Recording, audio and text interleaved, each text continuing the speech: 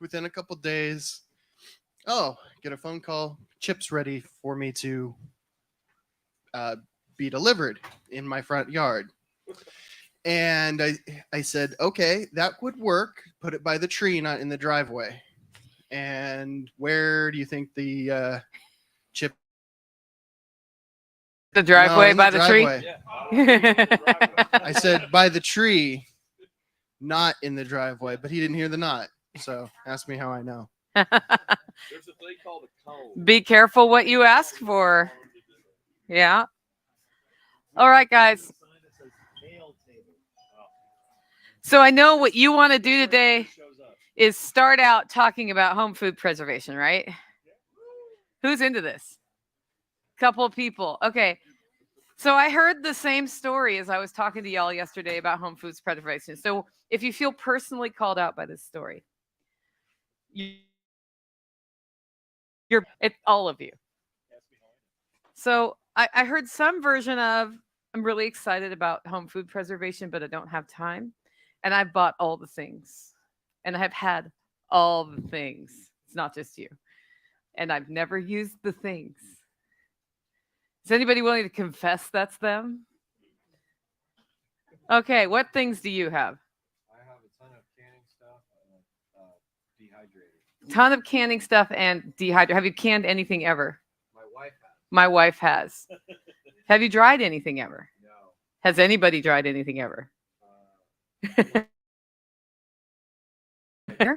Oh, okay. It's still new in box. It's new in the box. Is it Excalibur? Yeah, nice one. That's a nice one. That's an expensive box on the shelf. Okay, what do you have? Wards? We have all the canning supplies and vacuum sealer and extra vacuum sealing bags that are all full of box. What kind of vacuum sealer do you have? Is it Food Saver? Food Saver, yeah. And you have Food Saver bags. Those are expensive. I got like a whole roll of extra Food Saver bags. A whole roll of extra. You can vacuum seal lots of stuff. Use them. So, what kind of canner do you have? I don't know. Is it electric or stovetop? Is it Presto or is it All American? I think it is Presto.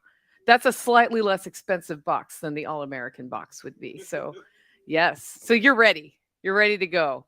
Okay. Who else wants to tell me what they have that they haven't used yet? Anyone? Oh, I've scared you. I've scared you already. Wow. That's a new record. 2 minutes. 2 minutes. The good news is that very easy. And yes, you do have time. Who thinks they don't have time to preserve food? Okay. Why don't you have time? You're a trucker. How often are you home? When, like, one weekend a month? One weekend every 3 months? Once every 2 or 3 weeks. And when you're home, you have to do your laundry, blah, blah, blah, blah, blah, right? Do you ever have time to watch a show while you're doing stuff or anything like that? Read a book? No, I never watch TV.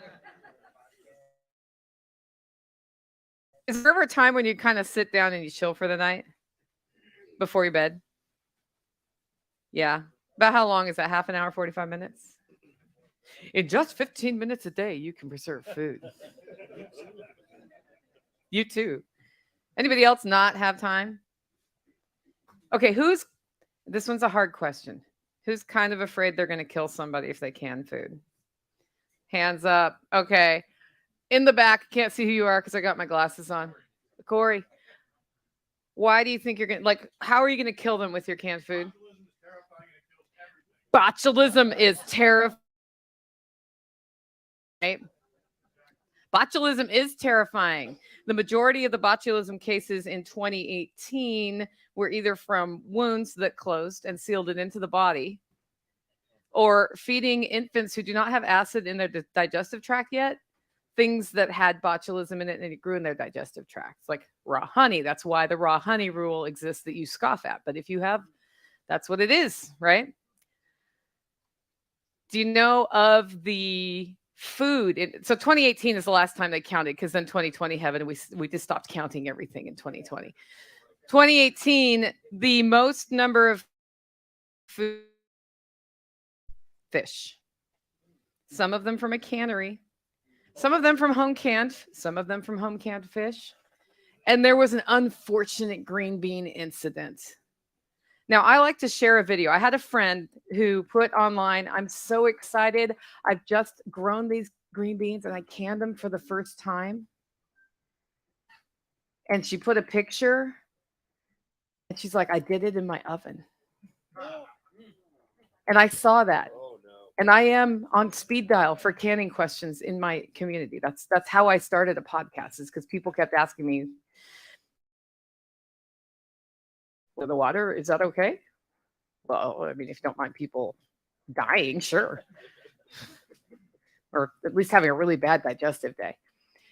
And so I wrote, because here's the thing, if you see something and like, here's what's going in my head, whoop, whoop, botulism, botulism, botulism, right? You don't do that with green beans. And I said, oh, that's an interesting thing. How did you do that? And she said, well, I put my oven on 250 degrees and I baked them for 4 hours in the jars. And I immediately took it offline and said, hey, been out of the oven for like a couple hours cooling. So nothing has happened. There's been no time for it to grow. But unfortunately, botulism will grow unless the very center of that jar was up over 250 degrees for the right amount of time. And it probably wasn't. There's no way to know. And it was not under pressure. And so it's basically impossible. Jack's like, you can't do it because you got to have the pressure for the water to get that hot, or else it turns into steam. Yeah. Science. It's why I'm wearing my science earrings today. This is coffee. Caffeine. Yeah. So and you say something critical of canning online, what happens? All of the canning Nazis come out of the woodwork making shit up. And they're trying to make you feel bad. I didn't want her to feel bad. I just didn't want her to feed her family something that either put them in the hospital for 6 months and they had to relearn how to talk and swallow and breathe. Or she was going to have to throw it all away. And like literally all she had to do was take these jars and go, here's the fridge, in, done. Because botulism doesn't grow when it's cold outside. That's why you're all in here, because it's cold out. It's terrible. It's a valid fear. Botulism's really cool though.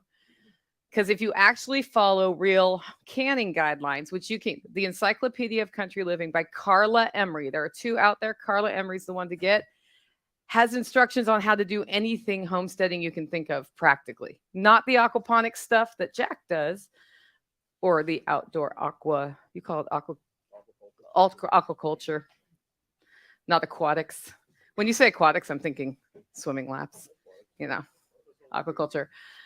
But I mean, like, it'll show you how to process and cook a rattlesnake. It'll also showers at 250 degrees isn't because science. She doesn't exactly address it, but she does tell you to put it in a pressure cooker. If you pressure can that properly, it's basically impossible for the little bacteria to wake up, have a party in the jar, and poop out the toxin. However, if you make a mistake, and this is why you haven't canned yet, isn't it? One mistake, and there's one in there, and it only takes one having a good time. It doesn't take very much of the neurotoxin to get us. Okay? It's very serious, isn't it? This is the great news. I'm here to share the good news. Preaching. If you raise the temperature of the toxin above about 180 degrees ish, 140, I think is technically the line. It depends on how long. It's like pasteurization. It depends on how long it goes. For 60 seconds, it breaks into its primary elements and it is no longer a toxin and you're not going to die. Why do I spend that much time telling that story right now? There's no reason to be afraid of botulism. Now, if you think a jar has been handled improperly and you boil it to eat it, If you know it might be in there, why mess with that? Why risk a drop got out on your finger and that put you in the hospital? But also, when you open your drawers, don't ever do that. Don't ever do that. But if you boil your things that you've canned properly, I go 5 minutes to make sure it's 60 seconds at the center and it's a rolling boil. If there was something in there, you didn't kill your family.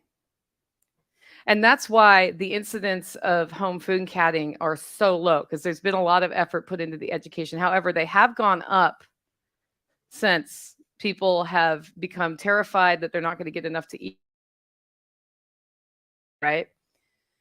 Because people are doing stupid things like reading blog posts from random blogger person who says you can bake your green beans in the oven at 250 degrees for 4 hours and it's fine. So the most important thing to take away is what? For canning. Look at the instructions. The National Center for Home Food Preservation.gov is a really great resource. It has instructions on practically everything. There are things in there they tell you can't can safely that you can safely. And that, but start with the basics. The other thing is, if you are making pickles with vinegar, what lives in vinegar? Not much lives in vinegar. Yeah, it's a high acid environment. So things like pickles, jams and jellies, which are fruit, and fruits, the pH is so low, which means high acid, that they can't grow it. So if you're really scared, start by making pickles. And then get into your peaches. Canned peaches are delicious over vanilla ice cream. Sorry, Dr. Barry.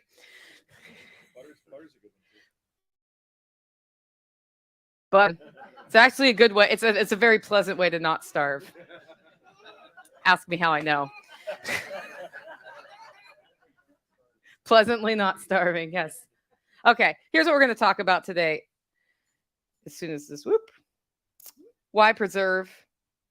The what and the how to get it done based on the kind of person you are on the time to money continuum. We all know about that, right? Do you know what the cost to fun ratio is? Some things are really fun and don't cost very much. Those are awesome. Some things are kind of fun and don't cost very much. Those are fun. A lot that makes them less fun. That's the cost to fun ratio. You got to make sure it's all dialed in. It's the same for home food preservation, which is not just canning.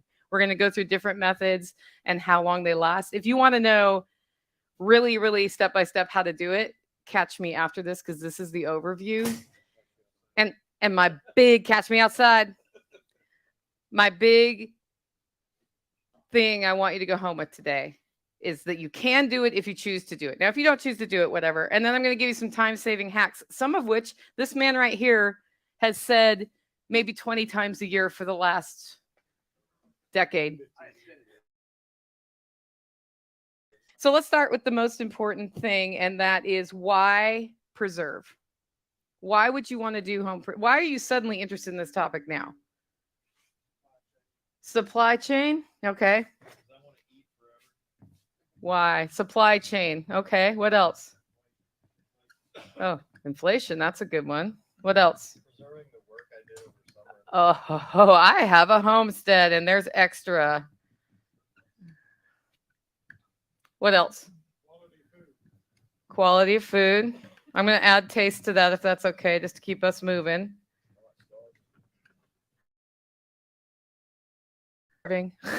What else? You're missing one. Okay. Raise your hand if you go to the grocery store weekly.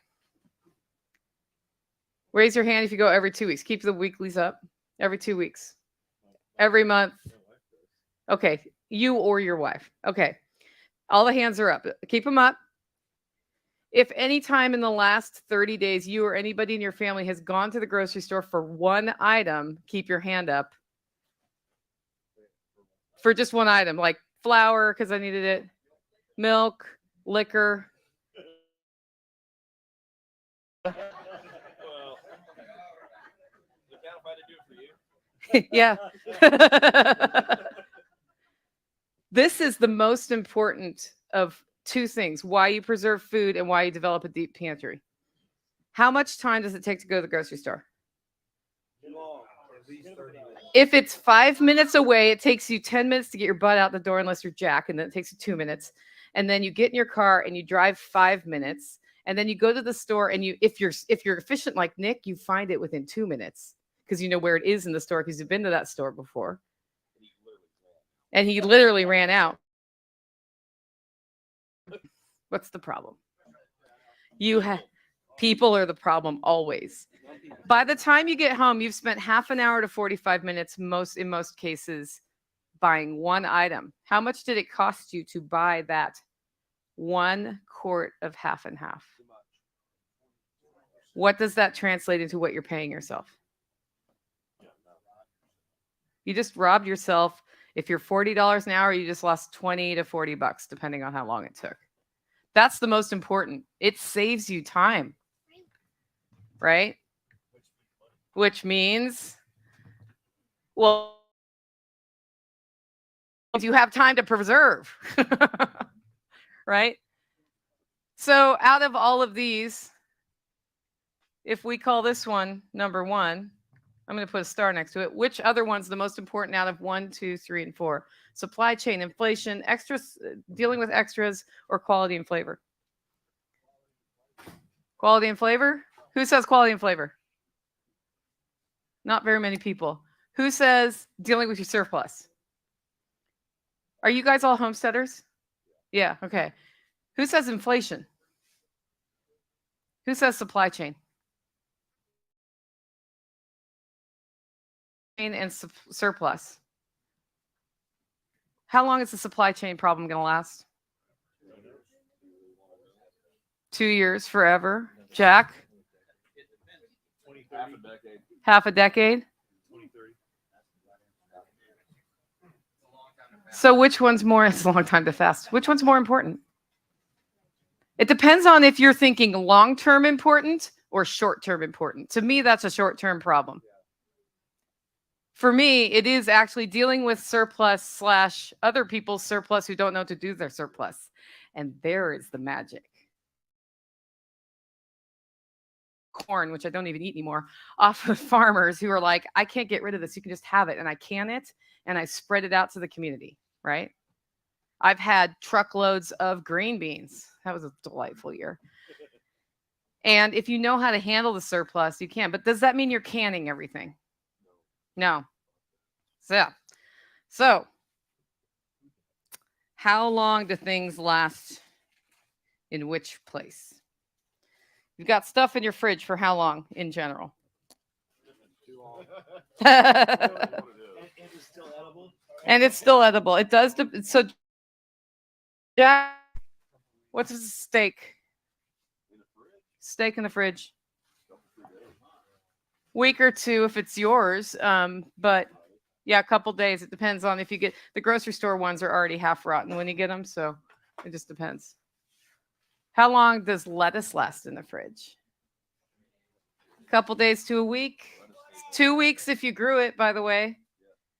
Okay. Okay. Now the next one that lasts a little bit longer is fermenting. That's the orange juice. That's a, yeah. That is nasty orange juice. Quail eggs in the leftover beet juice from my pickled beets, and they became carbonated, but not poisonous, but they started to ferment. It was really good. So how long does a ferment last? Let's say we make some sauerkraut. You make it on the counter. How long is that going to last until you're like, I just don't want to eat this anymore? Jack says, where are you keeping it? Why'd you say that, Jack? Yeah. So is it in the refrigerator? Is it in your basement, or is it on your counter? If it's on your counter, the ferment at this time of year in Tennessee will take a week or 2. If it's in the winter, it'll take 2 weeks. If it's in the summer, it's probably going to be about a week. Other people have air conditioning. So once it gets to the flavor you want with a ferment, you take it and you cool it down to slow it down, right? You make those little bacteria sleepy. But why does a ferment help preserve food? It's converting the sugars to acid, right? And then that makes it so the bad bacteria don't come in and break it down. That's all you're doing. So for me, a sauerkraut that I put in a 55-degree spring cooled area is going to last longer. But the best place to put it is back to number one. In the fridge, sauerkraut lasts a year. But in other people's houses, it will last a year in your fridge. It doesn't make it that long. Yeah, unless you forget it's there. And that's a key. If you're going to start preserving your own food, you have to develop methods to not forget it's there. So ferments can last anywhere from a couple weeks to some ferments last years. What if you ferment honey water? How long does that last? A really long time, right? Because that becomes booze. That's also fermentation. Okay, next category is curing things. What do I mean by curing things? So salt, smoke, curing salt. This would be salt pork, biltong. That's drying, but it does. I guess the vinegar does cure it too. Yeah, you're right. Biltong lasts a really long time. Really, really long time. Also true. It also doesn't last a long time because it's like a meat gummy bear. I miss people handing out biltong here. Hint, hint. Somebody go home and make it. So curing the salt pulls the moisture out of the meat, and then stuff doesn't grow there. What would you not cure? What kinds of meats do you cure? Let's start there. Venison, beef. You can cure pork. Yeah. I wouldn't. I might make it into sausage and put it in the fridge. I might smoke it because that'd be delicious. What about chicken? No. What about fish? Yeah, Depends on the fish. oil is in the fish. How much oil is in the fish, right? So you can cure a lot of things, and it's very easy to do. I made bacon because my freezer door came open and everything defrosted, and I had 4 pigs in the freezer and all the bellies defrosted. So I decided it was time to cure them. All I did was weigh them. I have a spreadsheet they go through. And then I put the curing salt in there. I vacuum seal it. If you don't have a vacuum baggie, and I put it in the fridge, and I turn it over every day for 2 weeks. And then I cold smoke it, but you don't have to cold smoke it. It's already done. It's just better if you cold smoke it. And then I slice it. Well, because it was the middle of summer and cold smoking on a 90-degree day is not okay. You're going to I cold smoke between mid 20s and 40. I try not to go above 42 degrees when I'm cold smoking. And once that's done, because I could not cold smoke it, I just put it back in the freezer. It's okay. Is it okay to freeze things twice? Yes. Why do they say it's not okay to freeze things twice? Is it a complex chemical process that makes the meat inedible? Depends on how you thaw it out. When you thaw it out, you turn the clock back on of how long the meat lasts. And if it's been frozen and thawed and frozen and thawed and frozen and thawed and frozen and thawed and frozen and thawed and froze up to 7 times at the store, up to 7 times at the store. This is why that meat doesn't last as long. Not always, but up to. That's why they're telling you not to do that, because they're like, it's kind of close, right? Just freeze it once. Put it back in the freezer, and then I cold smoked it the minute we had our first freeze in October. And that bacon will last time, right? If I want to have it at room temperature, it won't last as long. I actually should salt pork it if I'm going to do long term. What's your question?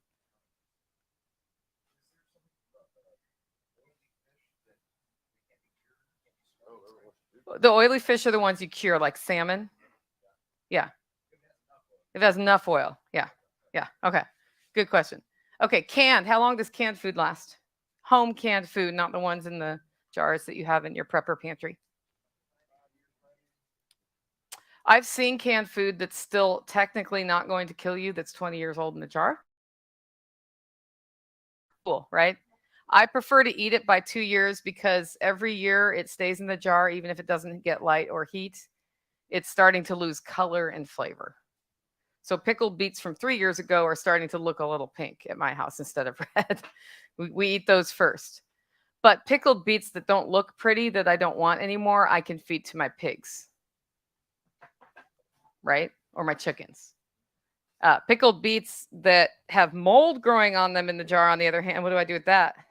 When in doubt, throw it out. Okay. How long can you leave something in the freezer?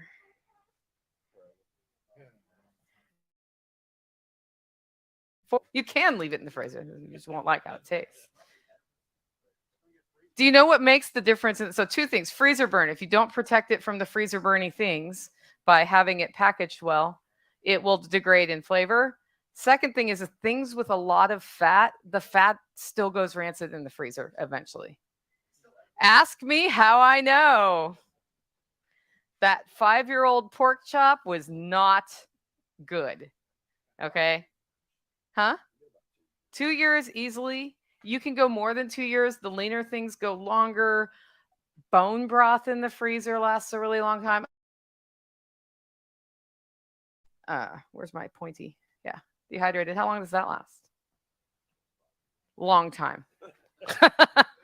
It can last 10 to 25 years unless you don't dehydrate it all the way. If you leave any moisture in there, then you should put it in the fridge, basically.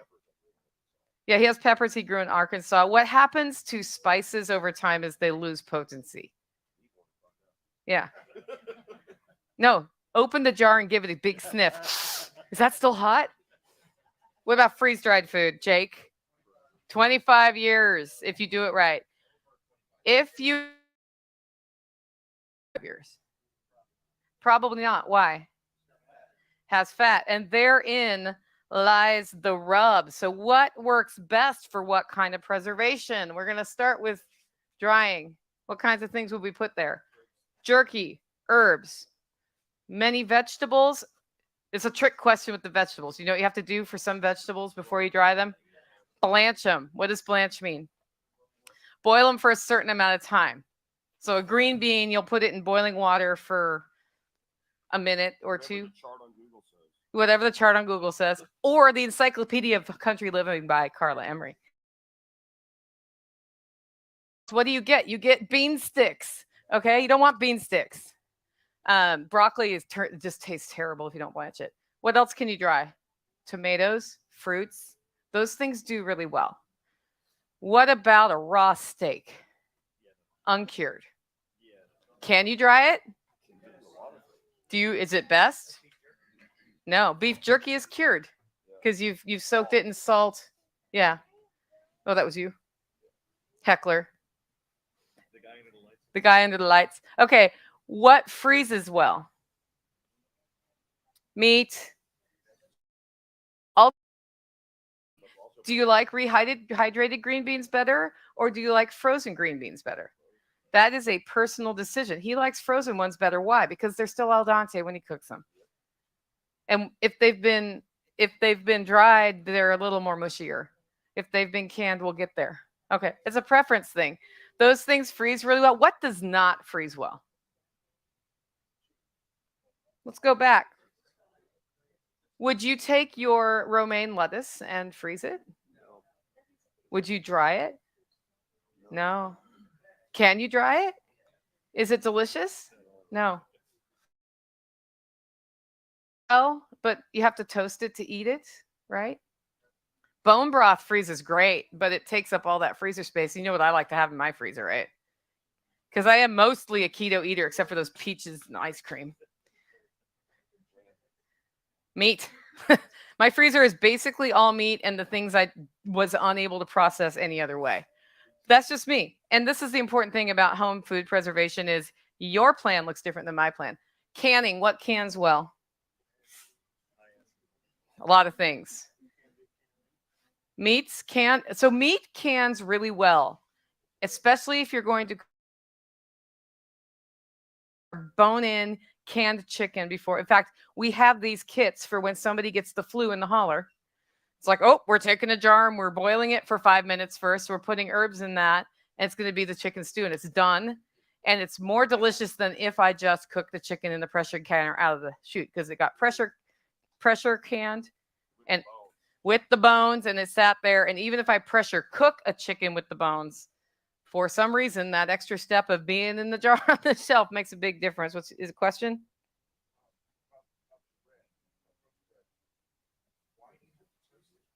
Okay. The question is, why do you opinion. I think bread that's been frozen, and then if you serve it after it's defrosted and you don't toast it, it's like dry and a weird mouthfeel. So if you toast it, that fixes that. Yeah, it's just not as good. Jake. That's a great question for afterwards. That's actually a really good question for afterwards. So canning is good for vegetables. It is not great for squash. You know, any vegetable that will fall apart under heat, not great for that. I prefer the mouthfeel of canned green beans. So I'm the opposite of Jack. I like al dente too. And they don't take up room in my freezer. And why do I want room in my freezer? Meh, lamb.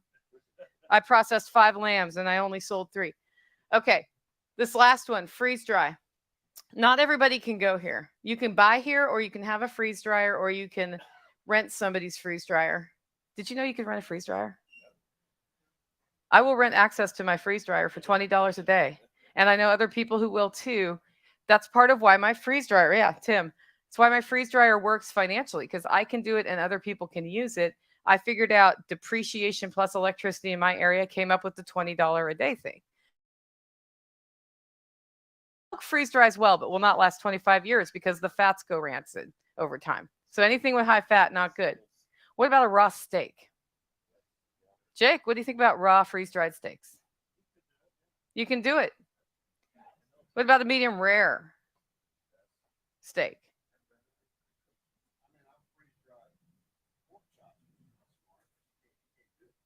Why don't pork chops freeze dry well?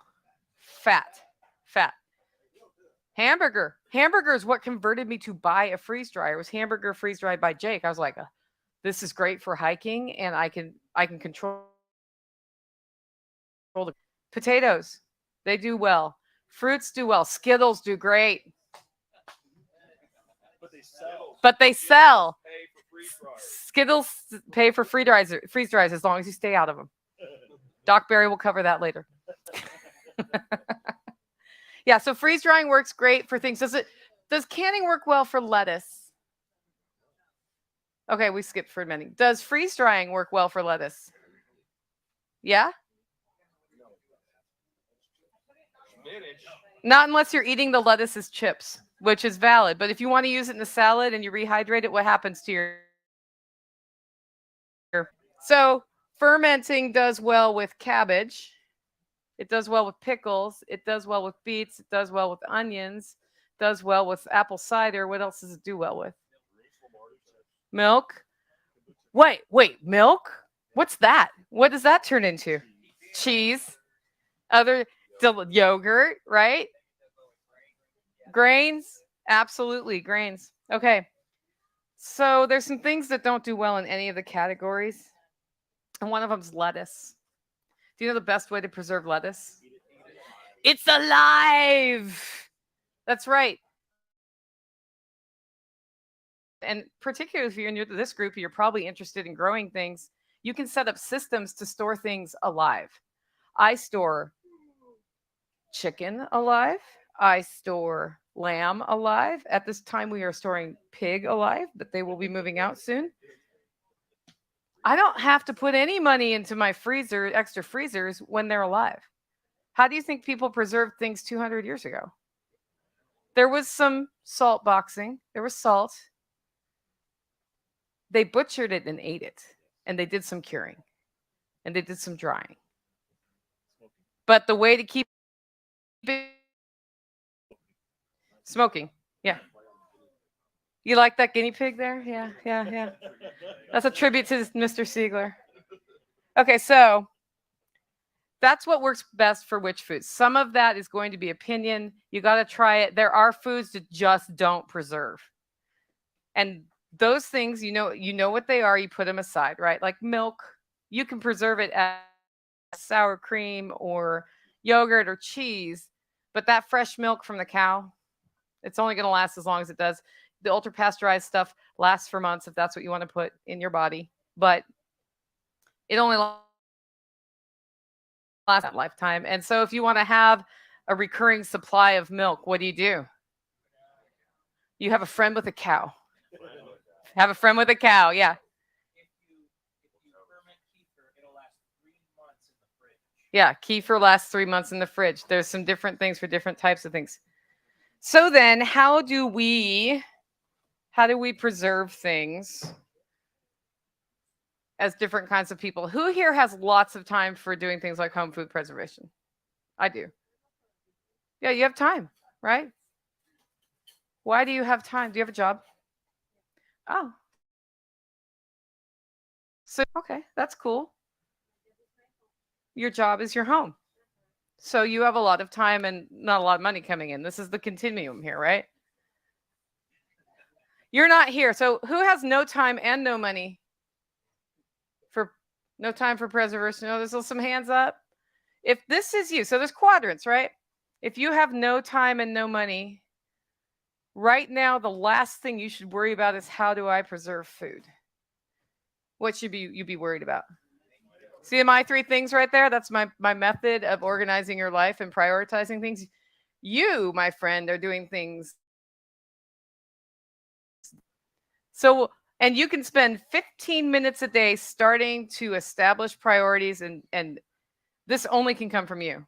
Being disciplined enough to stick to your priorities, which is hard when everybody comes in with their crisis, right? Get yourself out of that quadrant as fast as you can. So, if you have time and not a lot of money, that's fine. Guess what you can do? You can use more than 15 minutes a day, but you can use that 15 minutes a day to let people know, hey, I know you're busy. And I know you have a garden. And you go to work every day. Over and harvested your surplus and canned it if you do that for a trade or if you pay me to do it. Is that a thing? It's a thing. I've done it for years because my relaxed time when I'm completely overwhelmed is how much food can I preserve? It's looking a little nutty at my house after this year. So you can do that and people will trade you. And the key there, if you're going to do that, who provides the jars? Okay. Now, if you're down here, you have money and no time. You can make time. And in 15 minutes a day, what can I process? A lot of things. A lot. We'll talk about the how and why later. I can process a lot of canned foods. I can dry things. I can freeze dry things in just 15 minutes a day. What's the key with this? 15 minutes a day and a systems approach. You have to make space for the things that are important to you. So if you're worried about the supply chain issues and you want to have things you love and you want to preserve things you love, if you haven't made time for it yet,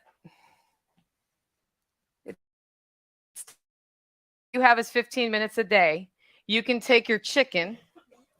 My chicken is, I was unable to draw a cooked chicken that didn't look like a phallic thing. So there's a chicken, pretend that's a cooked chicken. Yeah, it's Bart's sister. Yeah. And what happens? So you cook the whole chicken, you eat it. What do you have left? This is not phallic, I swear. So bones. What do you make out of that? Stock. What do you do once you have the stock? You add onions and stuff, right? What do you make out of that? Soup, or if you want to preserve it, what do you do? If you are like me and don't have room in your freezer, so this is day 1. And then at the end of the day, I've put those in the pot. This is day 2. I throw it in the fridge. Why do I strain it and throw it in the fridge? Why do I throw it in the fridge? Day 0, I have eggs. It depends on the chicken. Because what's going to happen is the fat's going to get to the top, and I want to can it with as little fat in there as possible. As you can take it off as a fat puck. What do you do with the fat puck? This is very important. Save the fat puck. You can use that chicken fat as a basis for sautés, stir fries. It's delicious. So day 2, I've put it in the fridge overnight. Day 3 is 15 minutes. So it takes me about 15 minutes to cook a chicken. We'll talk about why at some point. This takes about 15 minutes. It's like 15 minutes. 15 minutes. When I do the canning process, it's 15 minutes. Why is my canning process? You have to process jars for 25 minutes. Why does that only take me 15 minutes? What am I actually doing? I took a pot, put it on my stove, boiled it, went and put clothes in the laundry or whatever I'm doing, or worked on my computer. It boiled. I poured it into jars. That took another 2 minutes. Yes, an electric pressure canner. The Presto is better than the Nesco, but the Nesco is quite a bit cheaper than the Presto. Those are the two that are best. And then I hit what? Go. And what did I do? Walk away. I will set it at night usually, go to bed, and in the morning I take it out. It's like, oh, write it, put it in the thing. I've got 4 jars. That's basically 4 jars of bone broth. What do you use bone broth for? Everything, right? So just 15 minutes a day. But if you have a lot of money and you really like sincerely don't have time, because I know people in this room who literally their job is dominating everything, but they want to have food and they don't want to make time and they don't have time. What do? Talk to Mrs. Ward about that trade or pay, right? Right? You're going to be nearby soon, right? Anybody in Texas, she's going to be nearby. You drag somebody from there to there. Yeah. Now, if you're one of those lucky people that has money and all sorts of time, you set the systems approach. This is a system, right? That's a system. I start with a chicken. I figured out how to make and make as little mess as possible because I'm good at making a mess. And I end up with 4 jars in a clean kitchen at the end of that. No more than 15 minutes a day. It took me a while of thinking how to do that and what time of day works for my schedule to do that, but it's a systems approach. And if you are somebody who has money and a lot of time, you probably do this with everything in your life already, right? So why aren't you doing it with home food preservation if you want to do that? It's no different than setting up the systems outside to grow the things without it taking all of your time and energy. The other thing you can do, and this is for my truck. What's a preservablitz? When you have a day off, you go full retard on canning or drying or whatever. Okay. I do this as like I have a day a week in the summer, at least every other week, that I preserve a blitz, and I'll either be getting stuff ready for freeze drying so it's pre-frozen and I can just put it through for the next few weeks because I'm home, or I'll can 2 bushels or 3 bushels of beans in one weekend. And the whole time I'm doing that, I am running interesting YouTube videos that I'm learning from in the background, or podcasts. I try to learn at the same time. All day long, I've decided to do that. How many jars of green beans do I have as a result of that? Even though we did 3 self-reliance festivals and 2 workshops at my place, plus a chicken processing workshop, added 11 sheep. That's a different story. And I'm here now. I have 56 jars of green beans. That's more than 1 a week that I can pull from. You know what I'm not going to the store for the just one thing? I am not going to just one thing green beans at all this year. Not going to happen. Yeah. Yes. Okay, sauerkraut. I have a hack for that next. We're going to get into that. Sauerkraut takes me 15 minutes. It can take you 15 minutes, okay? So preservablitz, outsource. And if you are in this quadrant here, which Mrs. Ward is not here really. The household has money to buy equipment. But if you're there and don't have equipment, guys who have equipment in boxes you haven't used yet because you A, don't have time, and B, are scared, raise your hands again. Would you loan a canner to somebody who was going to can food for you? Okay, those who don't have time and don't have hands. A couple of you. If you still didn't have time, would you buy something to loan to somebody to can for you? Yes.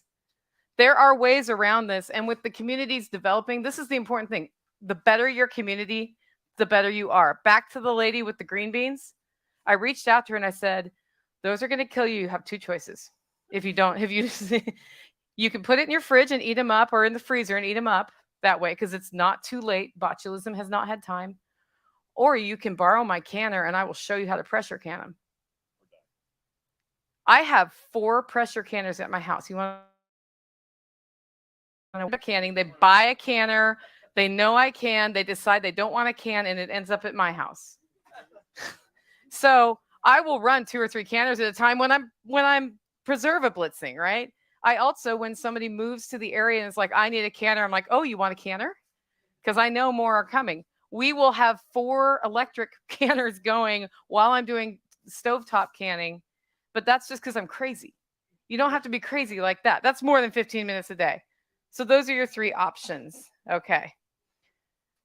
This is just an example, a quick example of what a household plan looks like for Nicole. So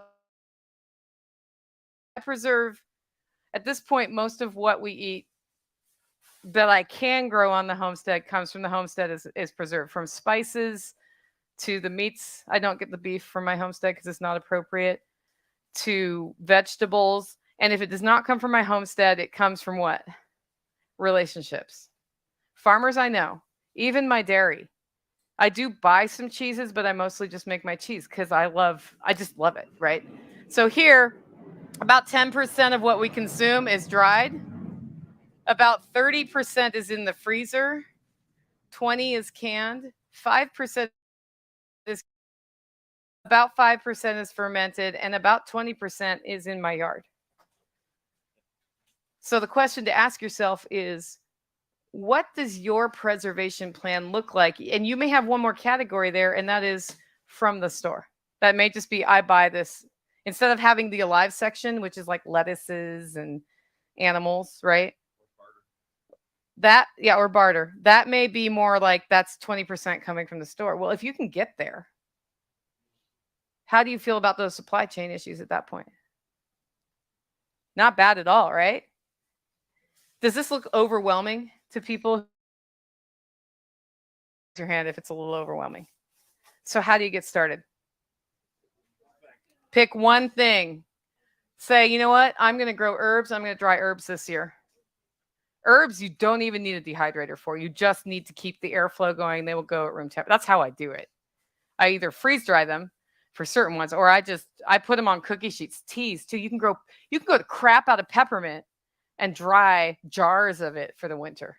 And then you'll never get rid of peppermint from your yard again. Or decide, I'm going to learn how to can, but rather than have 20% of my food canned, I'm committing to pickles. And then when you've done pickles, one of 2 things are going to happen. What do you think is going to happen? You're either going to discover you hated canning, so hopefully you borrowed the equipment. Otherwise, you can drop it off at my house. Or you're going to love it, and by the end of that first summer, you have done pickles, probably tomatoes if you like tomatoes. You've done some fruit.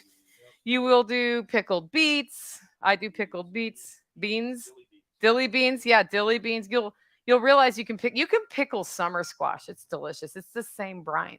It's most things are the same. If you start with just one thing, you don't need this right now. But as you develop one thing, you'll realize, okay, that's about how much of that. Now I'm ready to learn how to make bacon, or I'm ready to learn how to cure fish, right? And then you'll be like, store sauerkraut kind of sucks, doesn't it?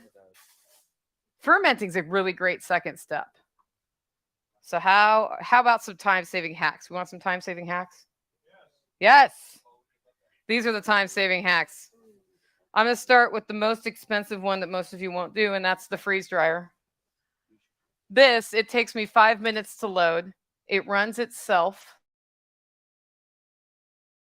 5 minutes to unload and bag. You know how I know that? Ask me how I know, because I timed it, because I wanted to know, right? Average run time is it depends. So 24 to 48 hours is typical. If you have something with a lot of water in it, it will go longer. If it's hot outside, it will go longer. So it just depends. The cost of one of these, they start at about $2,500. They can go up to $5,000. So they're expensive. But for me, being busy and traveling and wanting to stay keto, you know what keeps me keto on the road? Jack, what am I eating tonight if I decide I don't like dinner because Freeze-dried beef. I'm eating freeze-dried beef chili. Or freeze-dried cheese chips. Or yeah, I do have some. No, I don't have cheese chips with me. But I have freeze-dried meat tubes, which used to be cold cuts. So I have 2 bags about this big of food with me. I have a weird allergy. We don't need to go there. But I usually will travel with some bags so that if I'm somewhere where I cannot get the food I want, I just add hot water. Done. And it's expensive, but it lasts the longest too. yeah, it also lasts the longest. So that's a time saver. Okay, let's go to the this is why your sauerkraut only my friend is a food processor. Now I know hand chopped cabbage is better, right? Because it's slightly thicker. He goes, no, it's not. It's bullshit. I take 1 to 1.5 heads of cabbage and an onion. And for every 5 pounds of total product, I add 2 tablespoons of salt. And then whatever spices I want. I can grind up that cabbage in 3 minutes. Ask me how I know. I timed it. And then I pack it into a mason jar, right, with my fist, because my fist will fit in a wide mouth mason jar, put a fermentation lid on it. And if all the way, I give it overnight before I add brine, punch it down in the morning. And only one time have I ever had to add brine. It was because it was store-bought cabbage and not one that was more newly off the vine. And that takes me less than 15 minutes. It's done. It's in the jar. It may take me 15 minutes over 2 days, but like I grind the cabbage, pack it in after I've tossed it in salt in a bowl, put it in with cleanup. That's 15 minutes. The thing is, I'm not fermenting 20 heads of cabbage in that scenario. It's just 1.5. It's one. Yeah. And I have a really cool fermentation crock that'll take 3 heads of cabbage. That still takes like the grinding in that. So if you get nothing else, go get what's the Hamilton Beach brand. Go to T-Spaz and it has one of my least favorite ones, but it's his favorite one. Here's the thing about Jack and I. Jack doesn't break things. They call break shit. I break shit. And so that's not true, but I will prefer the red.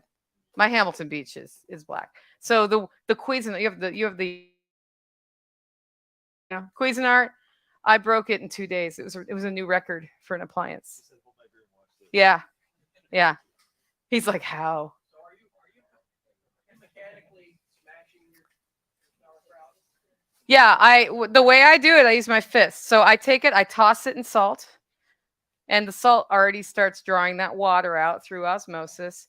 And I'll take a canning funnel, put it in the funnel, and when it's about that far up, I put my fist in and I do this. And then I do the next layer and the next layer and the next layer. And it takes almost no time. The key is to have the salt in first. I found that because there's more sugar in carrots, if you put some sugar and some carrots in there, it will help the ferment get going fast. Okay, so carrots help the ferment get going faster. I did not know that because it has sugar in it. That's pretty cool. The last jar's brine will also do that, right? If you put a little bit of the brine from the ferment you just did. Okay. This is the Presto pressure canner. There is a difference between pressure canning and pressure cooking. I didn't know that existed. What? That's a new one. Then. Pressure? Oh, yeah, this one does 5. Yeah, and it doesn't have really confusing instructions. So get the Presto if you could afford it, but don't avoid the Nesco. This thing is a huge time saver because a stovetop pressure canner, you need to be watching the dial to make sure it never drops below, because if it drops below, you have to reset the clock. This one's got a computer doing that for you, which is automation, right? That's good. Here's one. This device right here is what? It's a sous vide. Oh yeah. You know what the sous vide is good for besides the perfectly cooked steak that you can just sear off when you have guests so it's less pressure? You know, hold the cheese at 86 degrees for 2 hours on your stovetop. Yeah. Okay, you can put hot water in your sink. Okay, keep refilling the hot. For me, cheese doesn't take 15 minutes to do a batch of cheddar. but it's about an hour of my time invested for that, because I can just make a double boiler out of my sink, put the sous vide in the water, and it keeps that temperature around the milk while it's fermenting or processing or coagulating, whatever process I'm at the right temperature. This tool, when I got that, my cheese, I quadrupled my cheese making, because I segments of the day, and it's not like babysit for 2 hours, and it's more consistent. Yeah. So that's an important tool. This one for making your bone broth with over here, that system, it's a crock pot. Who does not have a crock pot? You have a crock pot, yeah. Crock pot is the best thing ever. Or if you have a wood stove, you can put it on your wood stove.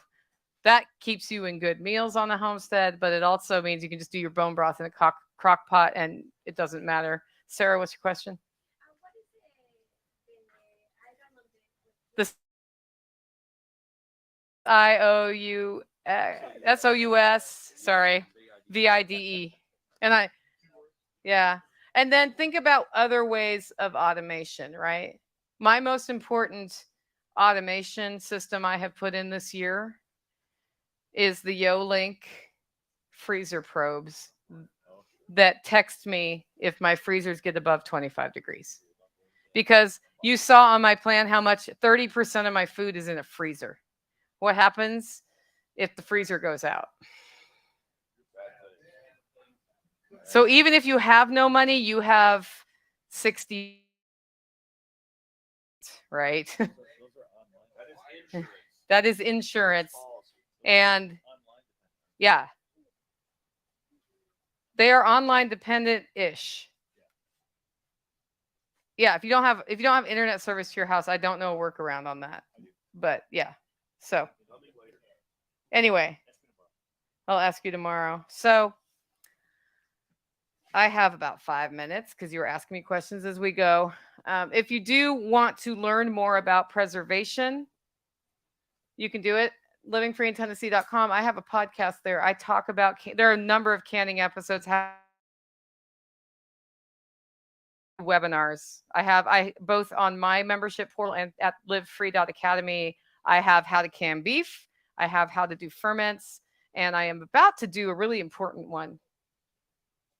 It's the power pantry system. I'm doing a 4-hour workshop next Saturday online, all about how to set up your pantry as a system that works for you, not for me, for you, so that you have a shopping experience in your house. Basically, the grocery store is in your house, and you never or almost never have to go to the grocery store for that one item, because develop what I call a food savings account. And that's not a savings account to buy food. That's a stores of food to get. David has a pretty good one. Your pantry's pretty good, right?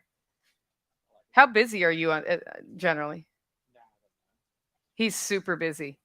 And yet he can go into his pantry and find something to eat at any given moment. Now, I know it's probably gone up and down over the years, but he's figured it out. So once you set up your system, that's great. If you are interested in that workshop, it's $97, livingfreeintennessee.com/pantry. That's where that one is. And then I have some coffee for sale. If you've liked the coffee at this event, $18 a bag back there. Time for one question. Does anybody have one question after all this, or did we hit them as we went? Yeah. Somebody asked about fried chicken. You said canned fried. Can you can fried chicken? Jake, what do you think? Yes, because milk co-op provided real nice. I went there one day, they were canning fried chicken. Okay. Can you can fry? You can cooked chicken. My hesitation on fried chicken is that there's flour in it. And when you put flour in a jar, it changes. Well, it does. First of all, the flour changes how thick the liquid is in the jar, which impacts what the temperature is. So unless that's been tested, I'm probably going to avoid something that's been flour coated and fried. However, if it's been fried, just fried, I wouldn't hesitate to do it. You basically, when you can cooked chicken, you stuff the jar with the chicken bone in is fine, and you cover it with either bone broth or water. and you pressure cook it with the liquid. When you do raw meat, you just shove it in the jar as much as you can fit in there like sauerkraut, and you don't add any liquid. You might add salt, and you pressure later. Right. The Amish have, yeah, who's got the gun? Nick? Where's the airsoft gun? So Mennonites have been, Amish and Mennonites have been doing something for generations that don't kill you. And some of it includes not pressure canning things that should be pressure canned. They just water bath can them for 8 to 12 hours instead. Completely ruining any like hope you had of anything but mush coming out of the jar. So processing, it is better to modernize. You'll get a better quality. You will be more certain you did not grow botulism. And that is what it is. All right, guys. One last question, and then we'll break. I can't hear you. Pressure cookers are at least 3 centuries old. But people didn't really start pressure canning until after, yeah, right. Okay. So hopefully this encourages those of you who had your hands up, have very expensive boxes, to break into the box, to find a resource like the Encyclopedia of Country Living by Carla Emery, or look at some classes from people online that are people who have actually canned and eaten the canned things, and it's not just one of those made up oven blogs. The Canning Mommy blog. Some mommies do can.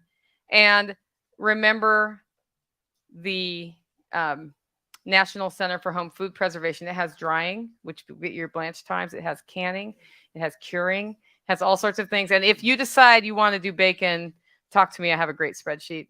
So thanks, guys. Next, we have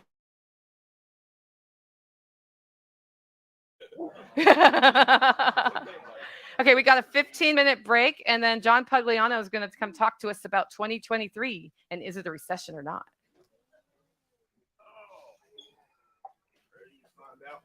Oh.